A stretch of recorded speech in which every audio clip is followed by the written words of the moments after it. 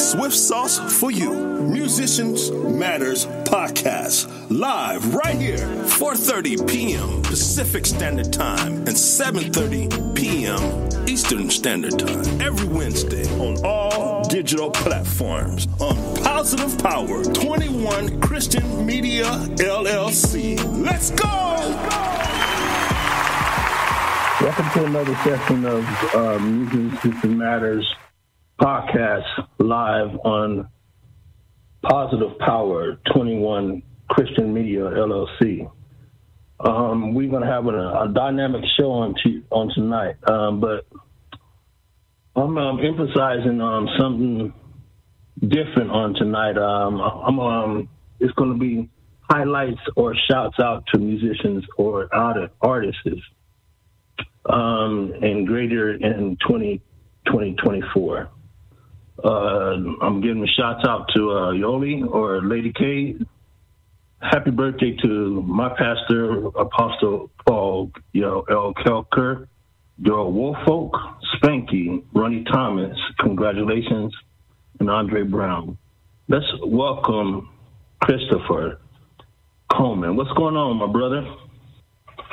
Matt, I am doing fantastic, and God is great. So how are you doing? Yes, he is. I'm doing awesome. How you feeling? I'm doing great, man. Feeling awesome and no complaints. Wow, that's a blessing. Sister, New Year, I know it's been changes in your situation, but tell the world about your blessings that you told me about earlier when we talked about this last week. Well, about the church. Everybody knows I am actually from Las Vegas. Yes, sir. But back in 2017, I met a very wonderful woman who, so interesting, I've known for probably about 30 years. Never dated or anything. And her last name is Kaplan, which is actually a Jewish name. But she is actually a believer of Christ. And it's so interesting that I asked different people about her for an 8-year period. And finally, we were able to connect on Facebook and realized we were so much alike. And, of course, that led me to move to Sacramento in 2018. But, as we travel full circle, she's actually from Las Vegas originally as well. And our plan now is to actually move back to Las Vegas this year, which has been an amazing thing. She has a daughter in high school right now who graduates in May. And on top of that, it's amazing how God kind of puts things in place for you. Our old worship leader named Jacob LaFavor, he is worship leader at the Green Valley Baptist Church in Henderson. He called me up and said, hey, I sure could use a player. And we have worked together for about 4 years prior to COVID at a previous location. And now I've been currently doing that since mid-September. So I literally come down every single weekend to be a part of that church and, love that the things that they're doing in God's kingdom there, and we're working out really well. Amazing. So is it like totally different from when we met at the other churches? I'm sorry, say it again. Is it totally different from when we met when we was playing at the other churches together? I wouldn't say it's totally different. It's just that, they're apples and oranges, basically. They still basically provide the same fruit. The people there are really nice. They're very welcoming, especially to people that come to visit or whatever. Just like every other place I've ever been. Where you and I worked together, everybody was that same way. Yes, sir. Just the seasons change and evolve in different ways. That's all. We're pretty much still doing, the work of the kingdom of God. Now, as far as of the great impact, as far as of services, when we was playing at other churches, we had like 2 or 3 different services. Is it the same way where you at in Green Valley? Basically, the message is still the same for every service. What I'm saying, do you have 2 or 3 different services? That's what I'm saying. Oh, there's actually 2 morning services at 9 and 10:45, and there's one in the evening, but they're all exactly the same. Wow. Now, they have another service at their location that's at a different time for the youth, and then they also have another service, I think, on Thursdays, with a different pastor and that type of thing. Yeah, as far as of different cultures, like far as the Hispanic churches, probably because I know I was playing for another church. There's 2 different types of services, like far as of English churches services, and then there's another church service for the Hispanic church culture too. They do have a Spanish service that they provide as well. Not exactly sure what day that occurs. But yeah. Mm-hmm. That is definitely. Awesome. Now, how as far as of that impact, as far as that drive back and forth from California to Vegas, how's that? Do you like that drive, or do you like take a plane sometimes, or do you drive every week? Well, I do a combination of both, actually. Okay. Last month, I flew, I think, 2 weekends out of the month, and I drove for 2 weekends out of the month. This weekend, I'm going to drive as well. It all depends on the situation and the flights as far as in relation to the price. Right. And more than likely, I will lead more into flying down versus driving. But the driving doesn't bother me at all, even though it's an 8-hour drive. I basically go from Sacramento to Bakersfield in 4 hours, and from Bakersfield to Vegas basically within 4 hours. And a lot of times I can get there less than that because if anybody is familiar with Highway 58, it used to be a section of it was a 2-way highway with a whole bunch of 18-wheeler trucks, that would really slow you down. Well, they built the highway now with 2 lanes on each side with a median, and they made an exit for the 395 that goes to Victorville. So that literally cut out about 45 minutes of driving time for the average driver. So there's a lot of times where I get to Vegas in less than 8 hours. Amazing. Now, to all the musicians that sit there and say that they can't find work or whatever, this is dedication right here that I see from a brother to a brother. He comes every week from California to Vegas just to do ministry. That's nothing but love there, my brother. You know what I'm talking about? Oh, well, thank you. I appreciate that. I love working with Jacob, Brother Jacob. We worked before. We worked really well together. I help him out with, anytime he needs, maybe a lead sheet for a particular song that we're going to do on a particular Sunday, where it may not be the traditional arrangement that's done because Brother Jacob uses Ableton, has the click track with the cues of different things. And even this week, we're changing up an arrangement of a particular song. And, I confer with him on a number of occasions. And I said, hey, I think this song seems like the click is doing this versus that. And, he'll come up with a final thing that he would like. And I say, yeah, man, I'll be more than glad to just do a lead sheet for it so the rest of the band will have it. Because my main thing is by the time we get together on Sunday morning, I don't want us to really waste more than an hour with the whole entire rehearsal time. And so if I help him prepare, things in whatever capacity that, I can provide for him to make that happen, it just makes it easier for everyone. And, yeah. That is amazing. Now let them know, as far as the world that's listening over in United Kingdom, United States, all over the world, that you are an instructor. That I am.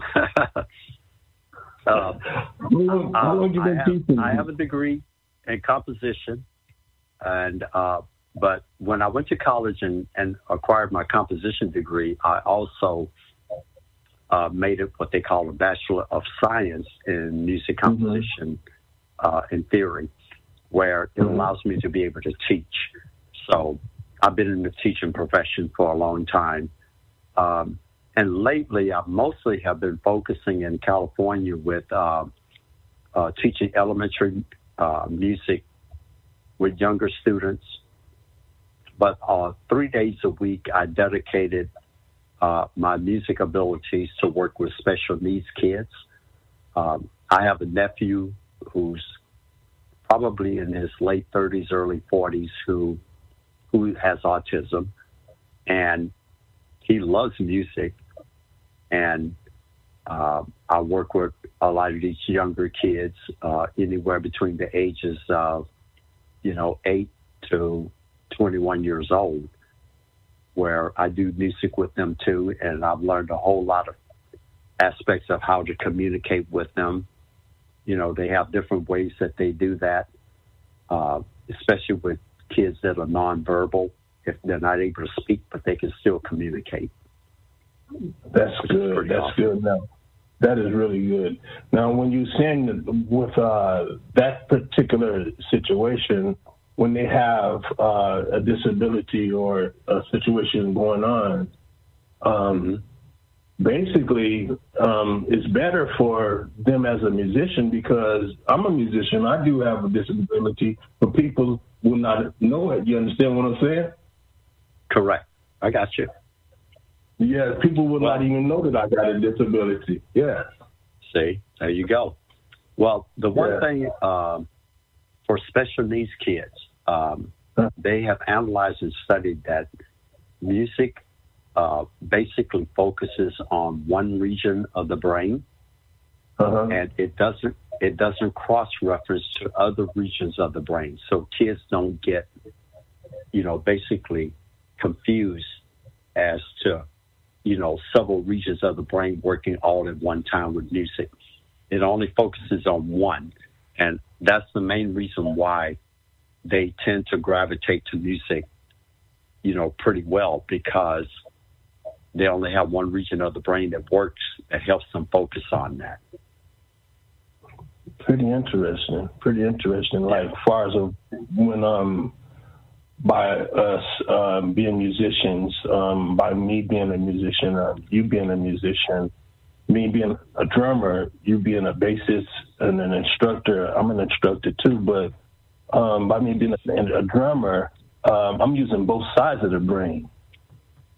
I'm using all hands, all foot, all legs, arms, all everything on deck. So if you can as an instructor, let the world understand what you mean by one side of the brain, if I can ask that, if that's okay. Well, from a player perspective, when you're playing, for example, keyboards or drums, because you're you're using left and right side of your brain at the same time. Well, yes, that focus on both regions of the brain itself. When a kid with special needs is listening to music, right, it targets only one aspect of the brain. Okay. You know, I don't know exactly if it's motor or intellectual or anything like that, but the kid is not responding to music through several regions of the brain. It's only focusing on one particular part of it. So it allows them to be able to focus and, you know, pay attention more to that. So a lot of times when I do music, let's say, for example, there's a song that I do called Herman the Worm. And in this song, Herman eats like one grape, he eats 2 apples, 3 grapefruit, 4 cantaloupes, 5 watermelons, and then Herman at the end burps. So I use a picture icon book that shows the 1 grape, the 2 apples, and so on. So I have a variety of different songs that I use, and I basically have a Velcro picture of all the different songs that I do, and I show those pictures to each kid, and then they can point to that particular picture icon to tell me what song they want me to sing for them. So let's say if it's a song like Country Road, I have a picture of a mountainside with a road in the middle, and I have the name of the song at the bottom. So if they choose that song, they know based on the picture, it's that song Country Road, and I have them to pull that Velcro off of my tablet to verify that's the song that they want me to do. Oh, my goodness. That ain't nothing but music theory right there. And you're just using it in another way. Yeah.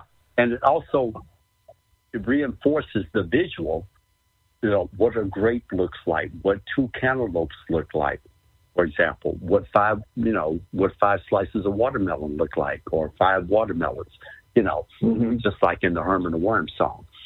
So they still get the reinforcement of, you know, recognizing letters, you know, different items throughout the world, you know, and things like that.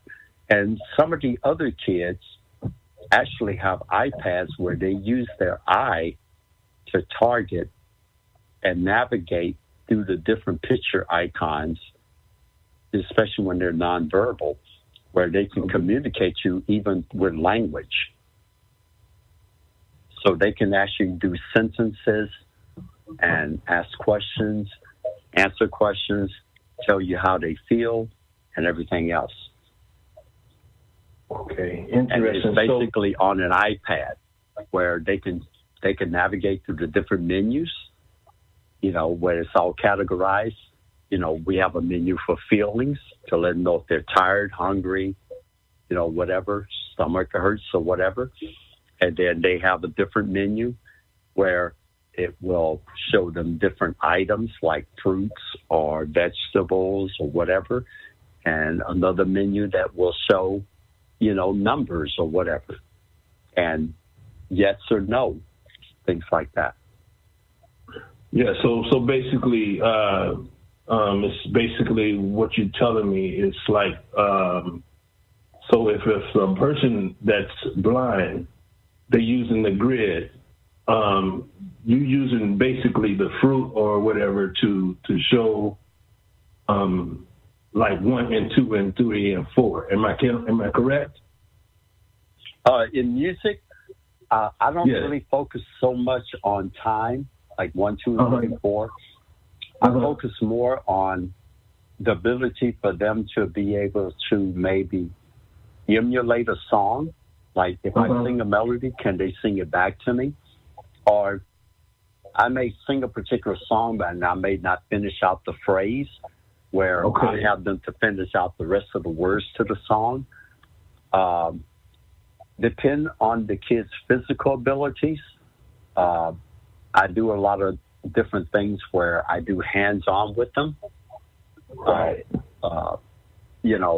one example is there's a thing called clickety clickety clack, where I crawl my hands up their arm and down their arm like a spider, in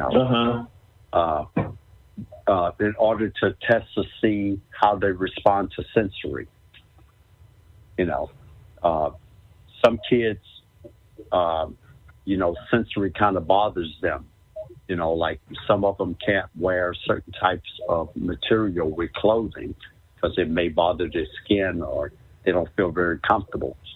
So when I do clickety clickety clack, I may grab their arm really hard so it doesn't feel so ticklish. But then some like it when I pretend like I'm crawling up their arm like a spider.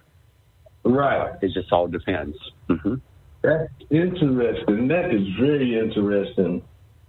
So there's no way that you cannot learn music. there's what I'm trying to say. There's a way that that you can see, taste, hear, or smell music. That's basically what I'm saying. There's no way that you cannot learn music. Correct. Wow. Now, years ago, there was a gentleman named Dr. Wong who wrote a book that talked about every person can learn.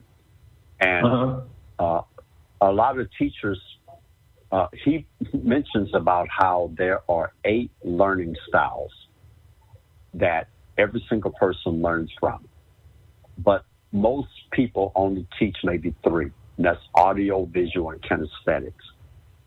But there are 5 more additional ways that people can learn. So once he came out with this study, people began to realize, oh my goodness, like there are different approaches that you use in order to get students to learn. So there's a program called ETM that teaches different ways of how to take music and integrate instruction, like core values. I mean, the core instructions that, all kids use for learning, like math, English, or whatever, and how they learn to integrate that into music itself, And the ETM program is a very, very beneficial program. To the point where a lot of principals didn't realize how in-depth this study is in order to, promote music through students and also, though, engage them in the basic core standards that every state requires for kids to learn. You can still do that through music, whether it be timing, understanding 3/4 time or 4/4 time, because it's all math related with fractions and so on. Awesome. That is some good knowledge that you're giving, that the world needs to know. It's very interesting how you can explain music. And like I'm always saying on this podcast, music is an art. And you basically showing how you can express music in different type of ways. Correct. And, in the state of California, they have a lot of second English learners. In other words, they don't really know English very well. A lot of Afghans and people from Central and South Asia, which a lot of people think that Afghans are from the Middle East, for example, which is not true. And so when they first come to America, they don't know the English language well yet. And so they have targeted programs where they learn how to get caught up and understand language within, an 18-month to 24-month period. And so just a simple song like heads, shoulders, knees and toes, right? If they actually do those parts of the bodies as you're singing that song, it allows them to learn those parts of the body. Yes, sir. You know? Awesome. And then there's a second verse where they say feet, tummies, arms, and chin. And I tell them, when you hear the word tummy, that means your stomach. So that way they understand that, oh, that's like a slang way of saying the same parts of your body. Exactly. Awesome. Right. You know, or even the hokey pokey song, put your left foot in, put your left foot out, put your right foot in, right foot out, right? They get to learn their left from their right, you know. And if you put out your thumb and your pointer finger on both hands, the one that makes the L is the one that's your actual left hand. Mm-hmm. So that way they get to learn their left from their right. And all of these things are implemented through this ETM program, which is Educational Teachers of Music, where they learn how to implement those core standards and do it through music itself. Amazing. So you bring this back to Vegas, right? I use it everywhere I teach, whether it's, you know, of course, you know, I'm a regular, you know, you're a mobile instructor teacher in California, but even back in Vegas when I was a credentialed teacher and also when I did sub-teaching, I didn't really get to use that as much because I really have done most of my music teaching out here in California more than in Las Vegas. But in Las Vegas, I can still implement that. You basically went where God used you. That's a blessing. And I'm very fortunate to be able to learn it. How long did it take you to go through the credentials as far as the schooling? I know it's like a 4-year for the bachelor's. Am I correct, or associates? Well, yeah, a bachelor's is normally a 4-year degree. See, the thing that happened with me, as you know, most people know me as a bass player with the Earl Turner Show. Yeah. So for many years, you know, my main thing was playing and performing, and I only did sub-teaching out in the Clark County School District in Las Vegas until I think about 2002. And then I went ahead and got my certification to, you know, to be able to teach in a regular classroom, that type of thing. And I mainly did it because my newborn son at that time, who is now 21, I had a nanny that was at our house, you know, 5 days a week. And I just basically got the full certification so that I could pay that nanny and that type of thing. And I think about 4 years after I got that certification, that's when we did the show in New Orleans at the Harris, which takes up basically a whole city block in New Orleans. And we were doing that major production show at that time back in 2004 and 2005. So after I came back, I mostly went back to subbing again because I didn't really want a teaching contract because I was still performing a lot with Earl Turner.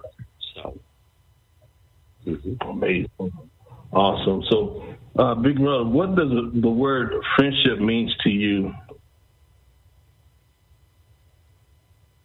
Well, friendship is really, for me, is basically a more in-depth relationship with someone. You know, my old band director when I was in high school basically told me years ago, he said, you have friends and associates. And associates were people that you may see in your lifetime all the time. Let's say somebody that you may work with, but when they retire or if they left that job, you probably never saw them or talked to them again, right? They would be more associates.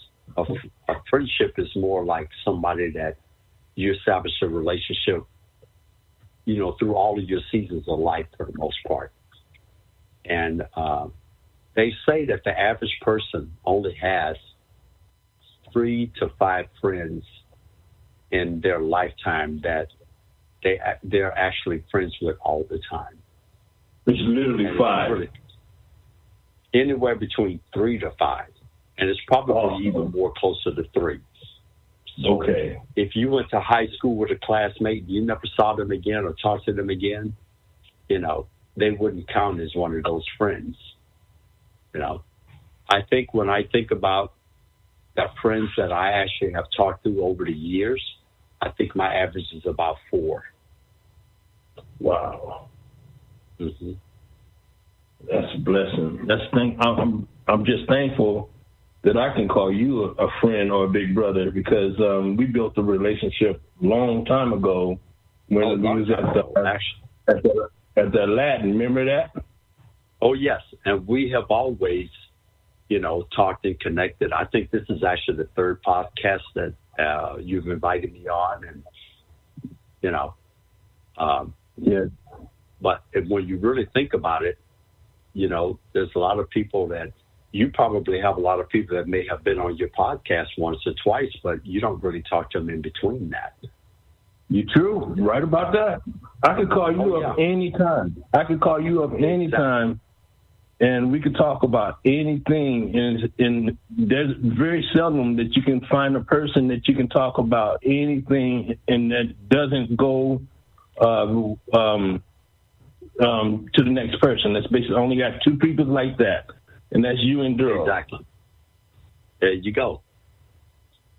And even with you and I in the past, you've always called me up to say, "Hey, man, I'm doing this drummers, thing or whatever.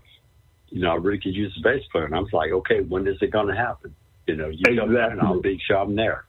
Exactly. You started it up. Matter of fact, you was basically you was like the foundation with us since we started. That's basically 14 years ago. Oh, yes. You don't remember that? Yeah, you started it. And you started it up. We were there for hours and hours, man. When you did your first couple of them, Drummer United thing. Oh, yeah. Where somebody that was an associate would probably be gone after so many hours and say, "Oh, man, I got to go," whatever. Yeah. You know what I'm talking about. You're right. And that's if they even showed up. You're right. Yes, that. Like you just said, that's if they even showed up. That's if they even showed up. Yes. Some people say that they're going to show up and basically don't even show up, and you expect them to show up just to be just for gratitude, just for to say you're my friend or whatever, and they don't show up. Correct. Yeah. There you That's go. a blessing. And that's a blessing just to say that. So, right. And so I really thank you for that. And that's 14. Like I said, 14 years. This year, right. All we're going to do this year is we're just going to sit there and relax. And I'm glad that you're going to be here. And it's going to be November the 30th at the gas station recording studio. All you're going to do is just sit there and eat. Like you and your fiance, and you're going to sit there and eat and enjoy it with me. And that's all I can say, because you was there from the beginning to the end. You know what I'm saying? Yeah. I got you. Yeah. So plan. Sound like a winner. So basically, we're about to close our show, but we're gonna have to. What I'm trying to say, we're gonna have to continue this because there's a lot of nuggets that you have given us that we have to, chew on, because it's a lot of nuggets that people did not even understand. So I'm gonna have to have you on another show. Let's put it like that. But we can make that happen. Awesome. So say something positive. to the world as we close this show? Well, we just closed out, 2023, and, we started in 2024, and, we just celebrated the Advent month of December, and, just stay truthful to the faith of God, God never leaves you. He never forsakes you. He never breaks any promise that he ever makes, whether the covenant is conditional or unconditional, and the main thing is, despite whatever happens in our lives on any particular day, whether it be a good day or a bad day, God is always there. He's a way maker, the miracle worker, promise keeper, light in the darkness, just like Leland says, and, stay fast and true to that, because, we're all conquerors, and we just have to make sure that Satan doesn't make us feel like we are not. Yes. We all fall short of that glory of the high calling of God. And so I really thank you. And it says dignity has always gotten us through. It is a choice, and not always the easy one. But the people that I respect most in life made it again and again, and every single day. That's Michelle Obama signing off. Have a blessed day. All right. Join me as your host, Rodrick Swift, and boy, do I have the Swift sauce for you. Musicians Matters Podcast, live right here, 4:30 p.m. Pacific Standard Time and 7:30 p.m. Eastern Standard Time, every Wednesday on all digital platforms on Positive Power 21 Christian Media LLC. Let's go! You're listening to Joe's Live Worldwide Podcast.